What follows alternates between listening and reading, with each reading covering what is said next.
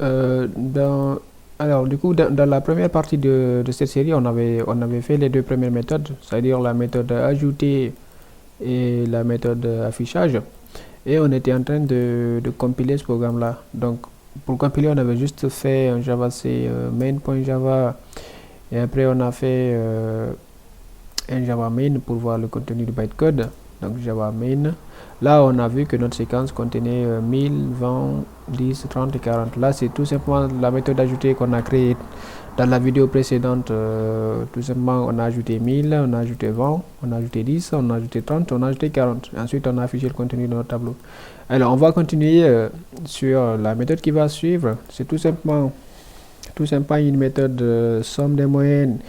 C'est une méthode appelée somme moyenne qui va calculer la moyenne des éléments d'un tableau. Vous avez compris le principe, hein? Il faut tout simplement parcourir les éléments de notre tableau. Supposons qu'on a ce tableau-là, il faut à chaque fois que somme prend 1, somme prend 1 plus 3, somme prend 1 plus 3 plus 4, somme prend 1 plus 3 plus 4 plus 5, et ensuite diviser par le nombre de valeurs qui se trouvent dans notre tableau. Donc là, le principe, si vous avez compris, il faut tout simplement faire un schéma de parcours déjà. Donc on aura int i égale à 0, ensuite un int somme égale à 0, ensuite la moyenne, il faudra est réel, donc je vais l'appeler moi et je vais l'initialiser à 0.0. Et ensuite, qu'est-ce qu'il faut? Je vais mettre un tant que, je vais juste indenter ça, c'est un schéma de parcours, j'avais compris, donc il faut faire tant que i est différent de L. Notre fameuse L, son importance, je pense que vous l'avez compris, il nous évite de parcourir toutes les cases de notre séquence initialement créée, parce que là, pour risque de me répéter, je l'avais déjà expliqué dans la vidéo, dans la première partie de cette vidéo.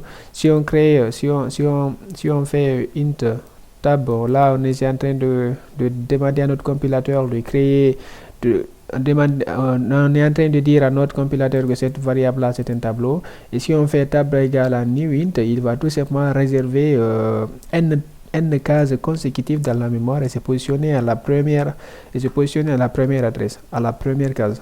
Ok, donc notre n égale à 100, il va réserver 100 cases dans la mémoire.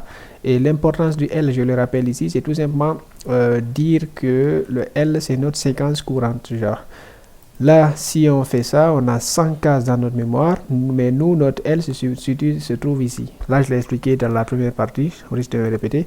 Donc, on va tout simplement continuer la méthode qu'on était en train de faire. Donc, tant qu'il est différent de L, qu'est-ce que je vais faire après? Je vais tout simplement faire somme reçoit somme plus tab de i, et après, sans oublier d'incrémenter i reçoit i plus 1. Ok.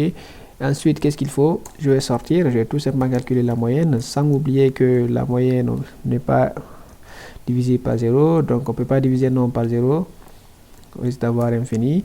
Donc je vais dire notre valeur moyenne reçoit, je vais tout simplement forcer le cast float, je vais tout simplement forcer son cast en réel, vous allez voir comme pourquoi tout de suite.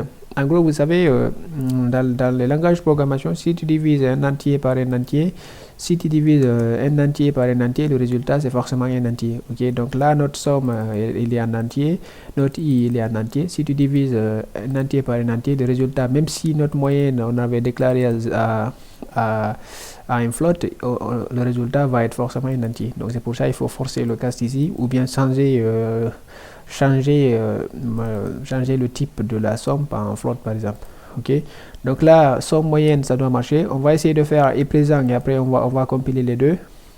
Donc vérifie si une valeur est présente dans une séquence. Là on suppose qu'on a une séquence qui est comme ça. On veut savoir si 4 se trouve dans notre séquence. Donc vous avez compris, il faut tout simplement faire un petit schéma de recherche et chercher la présence de 4 dans la séquence. Ok, si le 4 se trouve dans la séquence, bingo, on renvoie vrai ou faux.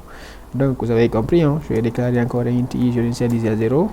Qu'est-ce que je vais faire? Je vais faire notre fameux schéma de recherche qui va tout simplement faire quoi? Tant que i est différent de L, notre fameuse et puis je vais mettre quoi? Tab de i est différent.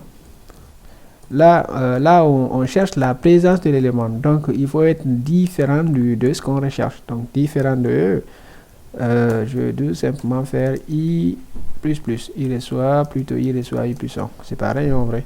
la post-incrémentation.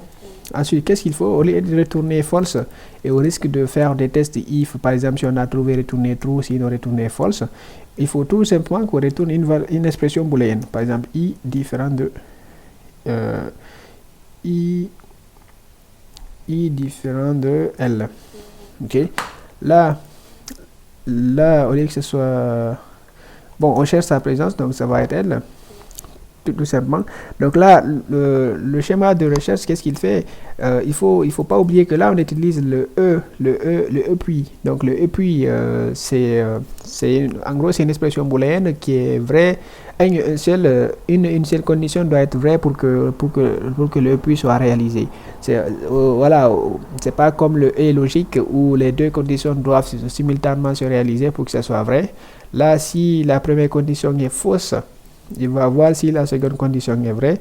Si la seconde condition est vraie, il va entrer et faire ce qu'il a à faire. Et si la seconde condition est fausse, il va sortir. Ok. Et si elle sort, il va tout simplement renvoyer i différent d'elle. Donc là, on va tester d'abord somme moyenne. Donc pour tester ça, il faut revenir dans notre main.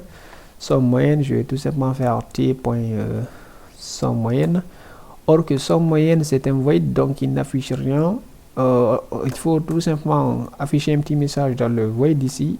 Il doit afficher quelque chose, je voulais dire println, je vais dire l'étudiant par exemple,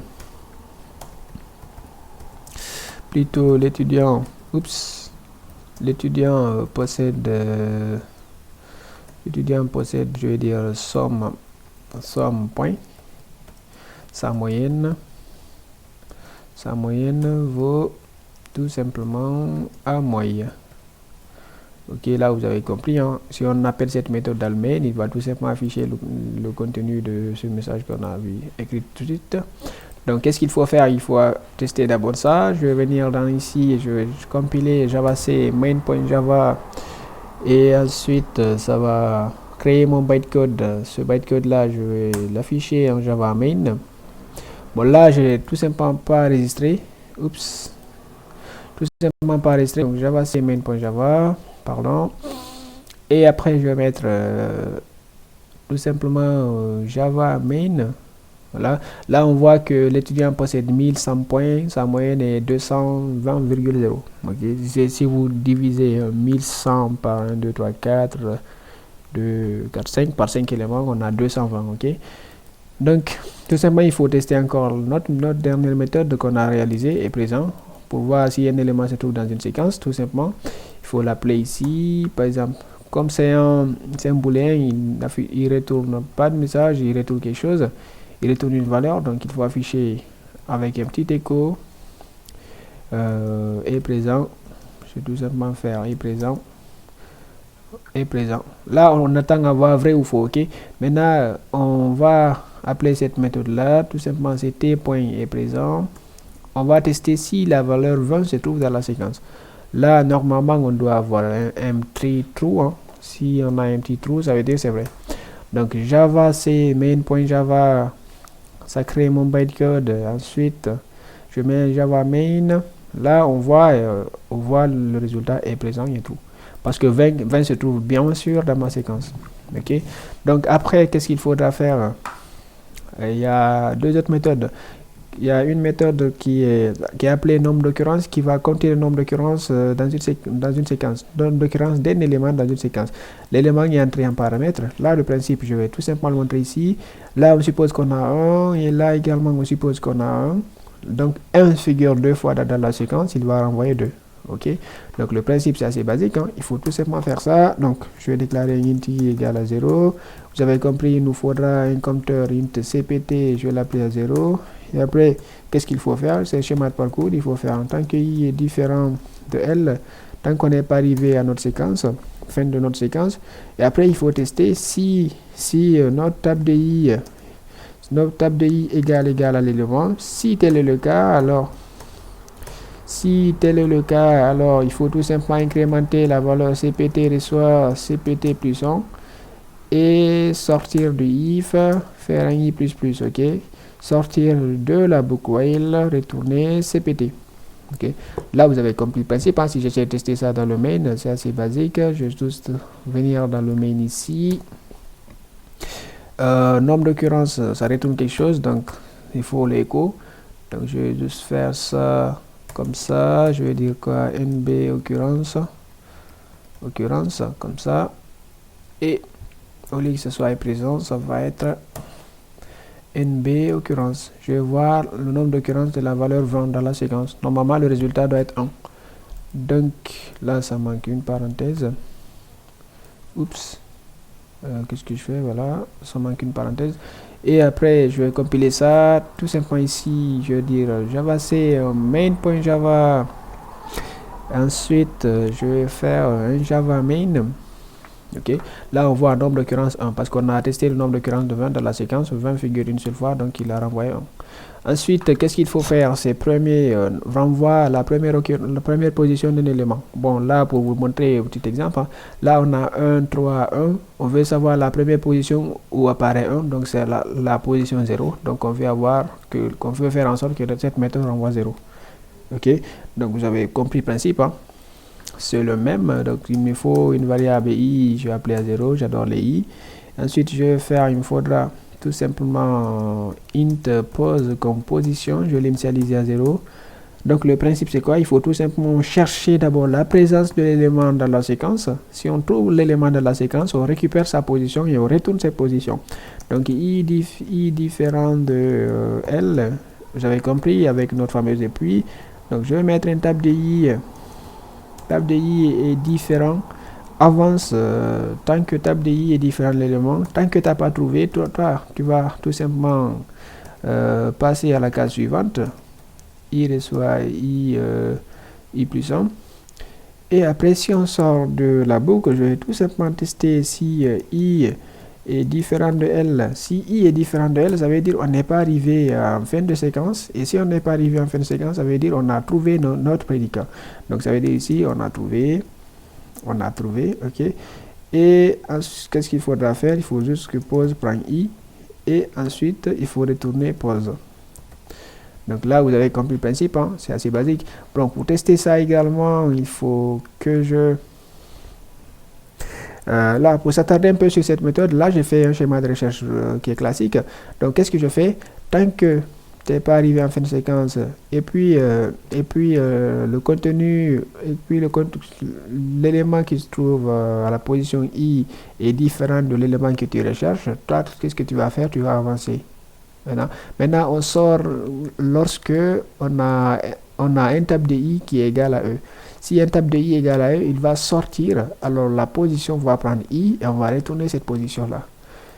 Donc tout simplement, je vais encore copier ça, coller. Je vais appeler la méthode pose. Je ne sais plus comment elle appelle, c'est pose.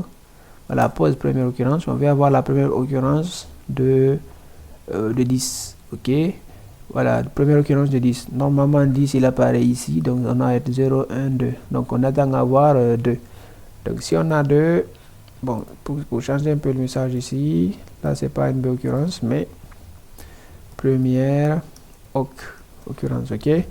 Donc, basiquement, je vais essayer de compiler ça. Un petit clear, java c main.java. Et après, qu'est-ce qu'il faut? Il faut tout simplement faire un java main. Voilà, là on dit première occurrence à la position 2. Ok, on a testé voilà, on veut savoir la position de première occurrence de 10 et 10 apparaît à la position 2. Donc aussi simple que ça. Donc après on va faire notre algorithme de tri. Alors parlant de tri, il y en a des tonnes, mais voilà, il y a le tri par insertion, le tri par sélection, le tri par dichotomie. Il y en a des multiples de tri, mais en gros ça dépend du tri auquel vous êtes familiarisé. Mais après les tri aussi il y a d'autres qui sont plus efficaces que d'autres. Voilà. Mais là on va juste se baser à un principe qui est assez classique. Moi, pour faire un tri, qu'est-ce que je fais? Je positionne mon i ici, je positionne mon j ici. À chaque fois, j'essaie de voir si table de i est supérieur à table de j. Si tel est le cas, je change les deux valeurs. Ok. Donc là, pour vous montrer un petit exemple, là, on suppose qu'on a 5. Ok, là on suppose qu'on a 5. Là, on suppose qu'on a 4. Là, on a 3. Ok, là, on a 2. Bon, là, cette séquence n'est pas triée. Donc, pour la trier, moi, je positionne mon i ici.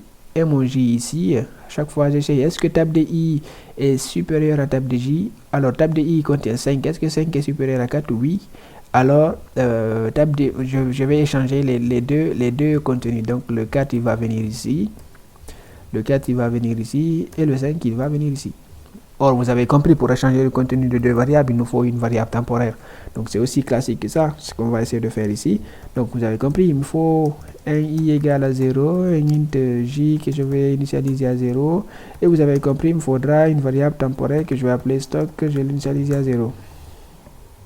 Ok, donc vous avez compris, il me faut une boucle. Alors, tant que i est différent de l, qu'est-ce qu'il faut faire? Je vais tout simplement positionner mon j à la position i plus 1 à chaque fois. Et après, qu'est-ce qu'il faut faire? Tant que notre j là est différent de l aussi, qu'est-ce qu'il faudra faire? Maintenant, il faut tester, savoir si tab de i, donc c'est if tout simplement tab de i est plus grand que tab de j, qu'est-ce qu'il faut faire dans ce cas? Il faut échanger les contenus. Donc stock reçoit tab de i. Ensuite, il faudra faire un tab de i va recevoir tab de j, bien sûr. Et qu'est-ce qu'il faudra faire? Un tab de j va recevoir stock. Là, on a un petit souci. On va voir pourquoi. Bon, là, voilà, bingo, ça marche. Bon, sans oublier d'incrémenter le j, et sans oublier d'incrémenter le i. Bon, là, normalement, si on essaie de trier ça, bon, on va appeler notre méthode de tri tout simplement ici, qui s'appelle t.trier. Ok. Et après, je vais faire quoi? Je vais réafficher pour voir ma séquence. Bon, au début, ma séquence n'est pas triée parce qu'on a 1000, 200, 110, 30, etc. Maintenant, on veut que ce soit 10, 20, 30, 40 et 1000. Maintenant, si on affiche ce truc-là, ça veut dire notre algorithme marche. Je vais tout simplement recompiler ça. Java C main.java. Et après, je vais voir le contenu de ce truc-là en Java main. Voilà, là, on voit bien le contenu. Au début, on a 1000, 20, etc. Et à la fin, on a 10, 20, 30, 40 000. Ok, notre séquence, il est bien trié. Donc, ensuite, la méthode qui suit, c'est insertion ordonnée. Bon, là, insérer ordonnée, c'est, voilà. Là, on suppose que notre séquence est triée. On veut insérer un élément. Supposons si on ajoute, si on veut insérer 2000, 2000 vient se positionner ici, ok. 2000 vient se positionner après le 1000.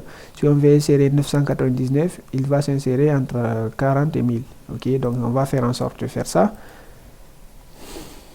Donc en gros, le principe que j'utilise pour faire ce genre d'algorithme, moi je pars de la fin, à chaque fois je décale les éléments. Je dis i reçoit r-1, donc le i il se positionne ici. À chaque fois, tant que j'ai pas trouvé l'endroit où doit se poser mon élément, je décale mes éléments à droite. Ça veut dire le 2 il vient ici, le 3 il vient ici. Cela va me permettre de libérer une case à chaque fois. Donc le 2 il vient ici, le 3 il vient ici. J'essaye de voir si sa place est là. Si tel n'est pas le cas, alors le 5 vient ici. Si tel est le cas, je l'insère ici. Ok, donc vous avez compris le principe. Le i il va commencer à la fin, il va parcourir jusqu'au début, tout ça en faisant i-1 et ainsi de suite. Donc le principe c'est ça. Donc qu'est-ce que vous avez compris? Donc c'est int i, je vais l'initialiser à l-1. Vous avez compris. Donc qu'est-ce que je vais faire? Je vais tout simplement faire while, un schéma de recherche classique. Tant que i est différent de -1, ça veut dire tant que je suis pas arrivé au début et que quoi, et que j'ai pas trouvé ça, la position de l'élément, son endroit, sa place, je vais tab de i supérieur à e. Et après, qu'est-ce qu'il faudra faire? Je vais tout simplement faire décaler les cases. Donc, tab de i plus 1. Tab de i plus 1 reçoit tab de i. Je vais tout simplement décaler les valeurs. Après, sans oublier de faire i reçoit i-1. Là, on veut décrémenter pour arriver à la première case. Ensuite, si je finis de faire ça, il faut insérer l'élément que je vais insérer, sans oublier. Donc, tab de i plus 1 va recevoir tout simplement l'élément entré en paramètre. Et sans oublier d'ajouter une taille. Parce que en gros, il faut ajouter notre L. L reçoit L plus 1. Ok. En gros, il faut juste décaler le L un peu plus à droite. Ok. Parce que là, si je vous remonte ça, une fois, supposons que tu as inséré l'élément ici, il faut décaler. Si tu as inséré l'élément ici, il faut décaler le L se positionne ici. Ok. Donc là, le principe c'était ça. On va essayer de compiler, faire le test de insertion ordonnée. Ce qu'on va faire, on va essayer de faire insertion ordonnée. Je vais insérer l'élément, par exemple, on va tester 2000. Normalement, il doit s'insérer vers la fin. Et après, je vais afficher ce truc-là en t.affichage, compiler le programme. Et ensuite, JavaC main.java. Et après, ça fait quoi? Java main, tout simplement. Alors là, on voit que 2000, il est bien inséré à la fin. Si on fait ce test-là en insérant, par exemple, 999, il va venir avant 1000. Donc normalement, ça doit marcher pour 999, JavaC main.java. Et si je vais en Java main, normalement, on a 999 qui s'est inséré entre 40 et 1000. Ok, bingo. Donc ensuite, qu'est-ce qu'on a comme programme? On doit faire suppression à une position. Suppression à une position. Donc là, permet de supprimer un élément à la position i dans une séquence, dans une séquence ordonnée. Bon, on suppose que notre séquence est ordonnée. On va supprimer à un endroit. Bon, si notre séquence est ordonnée pour supprimer un élément, c'est pas difficile. Hein? Si on veut supprimer le 5 là, il faut juste que le 3 écrase le 5, le 2 écrase le 3 et on diminue la taille. Aussi simple que ça. Donc, qu'est-ce qu'on va faire? C'est ça. Il faut d'abord que... Mais ici, on a notre position, il est entré en paramètre.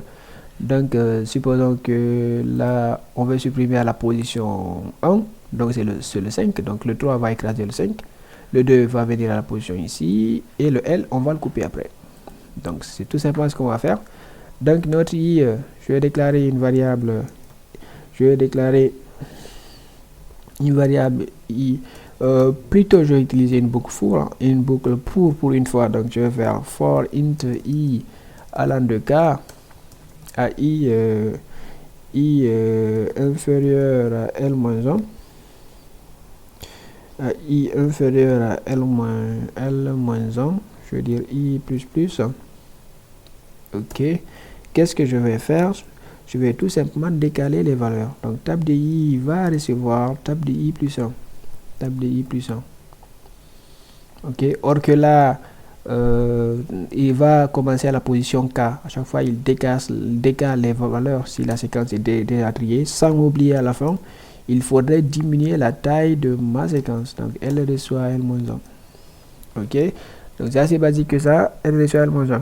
Donc, si on essaie de tester cette suppression-là, donc c'est supprimer, je sais plus comment on l'appelle. Donc, je vais dire t.supprimer, supprimer tout court. On va supprimer à la position 1. Ok, après suppression, on va afficher la séquence restante.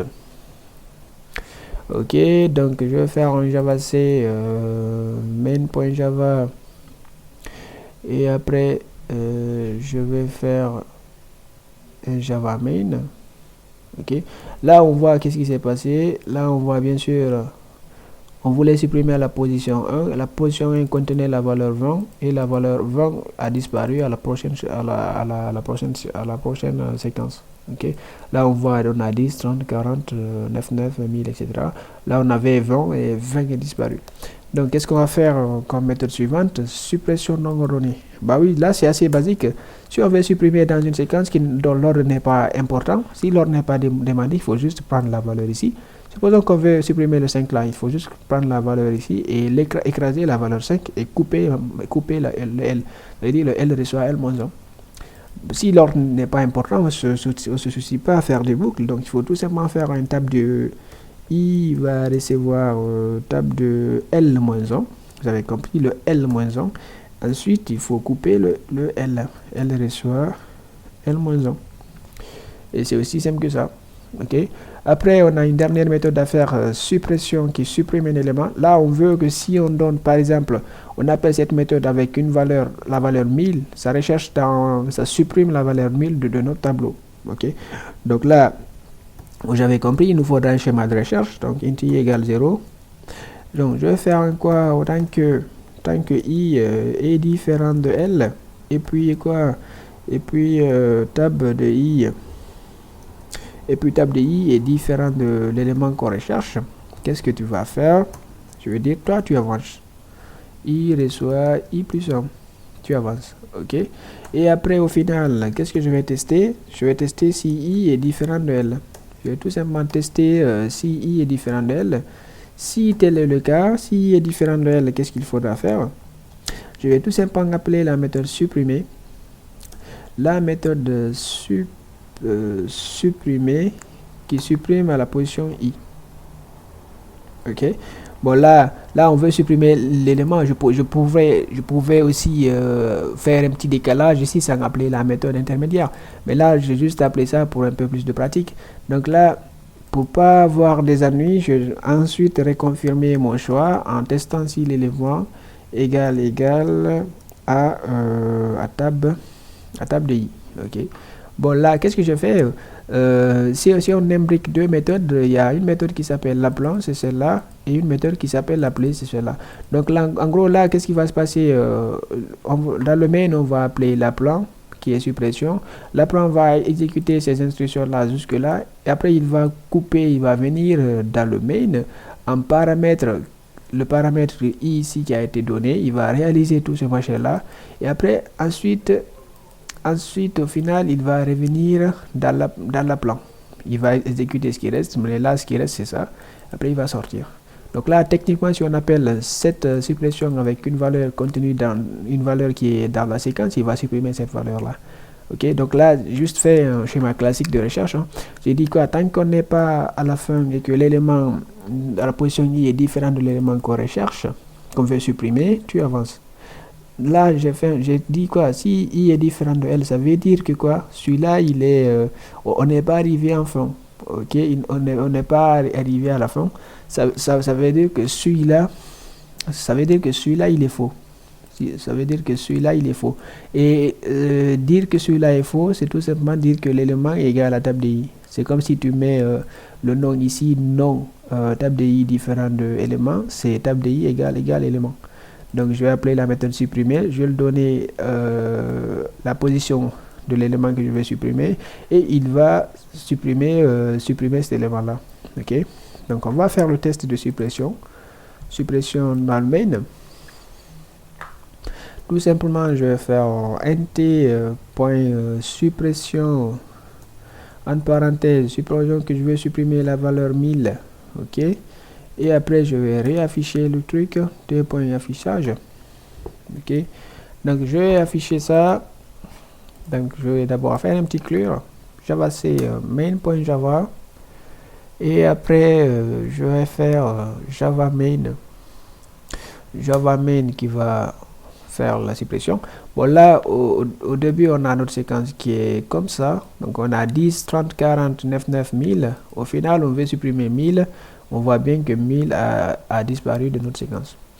Bon, là, je pense que c'était tout pour cette vidéo. En gros, au début, je pensais le faire dans une seule vidéo, mais ça a dû couper au moment de l'enregistrement. De ce fait, vous verrez les deux vidéos dans la playlist algorithmique et structure ordonnée. Et voilà, c'était tout pour cette vidéo et j'espère vous revoir à très bientôt dans une autre vidéo.